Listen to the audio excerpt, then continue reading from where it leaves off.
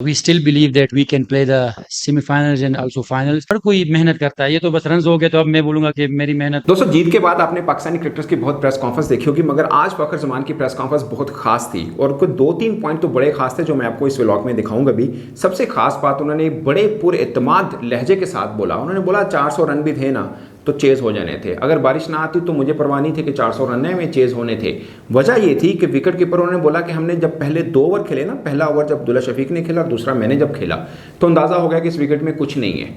और जब अब्दुल्ला शफीक आउट भी हुए तब भी उन्होंने बोला कि मुझे भरोसा था कि यार विकेट में टर्न वगैरह तो है नहीं है, तो रन बनेंगे, ये नहीं कि रन रुकेंगे। और उन्होंने बोला कि उनके जहन में कैलकुलेशन भी चल रही थी कि 20 ओवर तक तो मैच का होना ज़रूरी है क्योंकि डीएलएस चल रहा है, तो वो कैलकुलेशन भी माइंड में लेके चल रहा था। और जब खासकर 20 ओवर के पास पहुंचे तो टीम मैनेजमेंट की तरफ से भी आ रहा था और मैं पूछ रहा था कि कितने रन बनाने हैं। तो याद होगा आपको, जब पहली बारिश हुई तो पाकिस्तान 10 रन ऊपर था, जब दूसरी बारिश हुई तो पाकिस्तान 20-21 रन ऊपर थे। तो वो सब कैलकुलेशन के मुताबिक फखर जमान खेल रहे थे। लेकिन उन्होंने एक चीज़ का कहा, उन्होंने कहा बोला अब रन बन गए हैं तो मैं कह दूं कि हाँ ये वो, बट इस चीज़ का मुझे भरोसा है कि ये पूरे ओवर का मैचेस होते तो 400 रन भी हम चेस कर लेते। उन्होंने एग्जैक्ट का क्या मैं आपको सुनाता हूँ। पूरा मैच होता तो हम लोग, हमारा प्लान यही था। और जिस तरह विकेट, इतना अच्छा विकेट खेल रहा था, न टर्न हो रहा था, न कोई स्पिन हो रहा था, तो मेरे ख्याल में हम लोग इसको चेस कर सकते थे। और दूसरा दोस्तों, एक खास बात आपने अक्सर सुना होगा कि बहुत से क्रिकेटर्स अपनी इनिंग को, खासकर इस तरह की ग्रेट इनिंग को बड़े खास चीज़ों के साथ रिलेट करते हैं या डेडिकेट करते हैं। उनसे पूछा गया कि आप जब टीम के साथ नहीं थे और खासकर वर्ल्ड मतलब फाइनल 11 में नहीं थे, एशिया कप में आपसे रन नहीं हुए, वर्ल्ड कप में आप खेल नहीं रहे, बेंच पे बैठे रहे, उस टाइम पे क्या चलता रहा, और आज जब आप इतना अच्छा खेले हैं, तो मतलब इनडायरेक्टली ये पूछना चाह रहे थे कि क्रेडिट किसको देते हैं।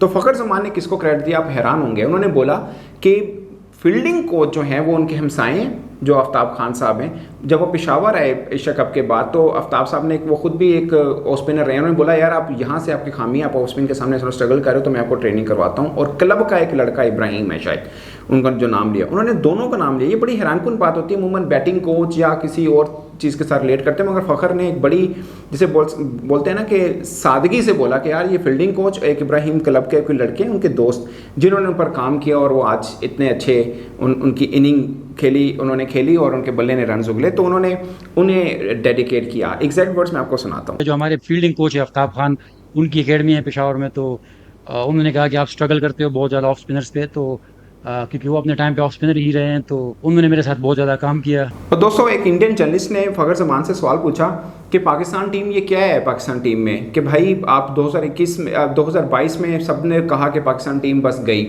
और एकदम उठी और फाइनल खेल दिया, और इस तरह का एक बार नहीं हुआ, कई बार हुआ कि पाकिस्तान, जैसे चैंपियंस ट्रॉफी पहला मैच पाकिस्तान बुरे से हारा, सबने अंडर एस्टिमेट किया, पाकिस्तान चैंपियंस ट्रॉफी जीत गया। इस वर्ल्ड कप में सब कह रहे हैं पाकिस्तान का गेम कहीं नहीं है, फिर पाकिस्तान का गेम शुरू हो जाता है। ये सब पाकिस्तान टीम के साथ कहाँ से आ जाती है ये सब चीज़ें, और कैसे भरोसा बन जाता है आपको कि आप लोग खेलेंगे, क्योंकि फखर जमान ने आज पूरे भरोसे के साथ कहा है कि भाई हम सेमीफाइनल और फाइनल भी खेलेंगे। ये फ़खर जमान के अल्फाज थे। ऑफ कोर्स बहुत इसमें बड़ी रुकावटें हैं, और मगर फ़खर जमान ने कहा कि मुझे भरोसा कि हम सेमीफाइनल और फाइनल भी खेलेंगे। मगर फ़खर जमान ने इस सवाल का जवाब दिया कि पाकिस्तान टीम के साथ ये क्या चीज़ जुड़ती है। उन्होंने बोला कि पाकिस्तान टीम को किसी भी बड़े इवेंट के अंदर रिदम चाहिए होता है, जब वो रिदम मिलता है ना, फिर पाकिस्तान टीम को रोकना मुश्किल होता है, और ये रिदम अब हमें मिल गया।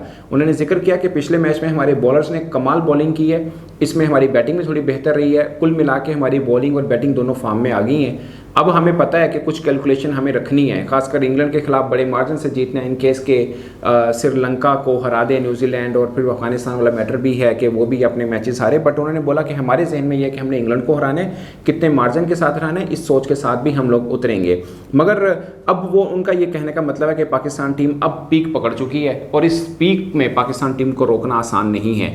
अगरचे अगेन मैं कहूँगा कि रैशनल या प्रैक्टिकली पाकिस्तान के चांसेस थोड़े कम हैं, मगर फ़खर जमान बहुत पूरे एतमाद है कि यही पाकिस्तान टीम इसी वर्ल्ड कप के सेमीफाइनल में भी नजर आएगी और फाइनल में भी नजर आएगी। और ये तो साफ है कि अगर पाकिस्तान सेमीफाइनल में पहुंच गया फिर इस टीम को पकड़ना वाकई मुश्किल हो जाएगा। दोस्तों, आपकी क्या राय है कमेंट की सूरत में जरूर बताइएगा। मेरे तरफ से अब तक के लिए इतना ही, इजाजत दीजिए।